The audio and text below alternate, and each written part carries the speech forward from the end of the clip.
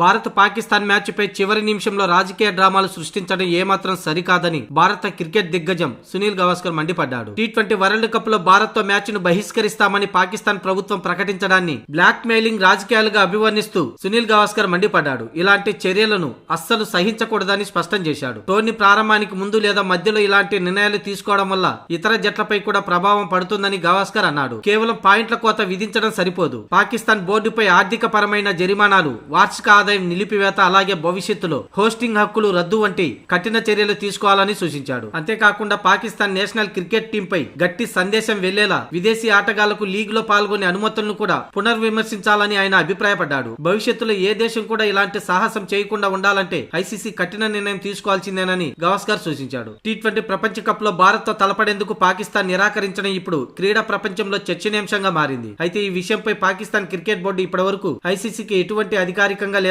లిఖితపూర్వ సమాచారం అందించలేదు. పీసీబీ తన నిర్ణయాన్ని అధికారికంగా ప్రకటించిన తర్వాతే ఐసీసీ క్రమశిక్షణ చర్యలు లేదా నిషేధంపై ఆలోచించే అవకాశం ఉంది. గ్రూప్ ఏలో భారత్ తో కలిసి ఉన్న పాకిస్తాన్ తన మ్యాచ్లన్నీ శ్రీలంకలో ఆడాల్సి ఉంది. పీసీబీ నుంచి స్పష్టమైన సమాచారం వచ్చిన తర్వాతే ఈ వివాదంపై ఐసీసీ తన తుది నిర్ణయానికి రానుంది. ఈ మ్యాచ్ ను పాకిస్తాన్ రద్దు చేస్తే ఐసీసీకి 200 కోట్ల మేర నష్టం వాటిల్లే అవకాశం ఉంది.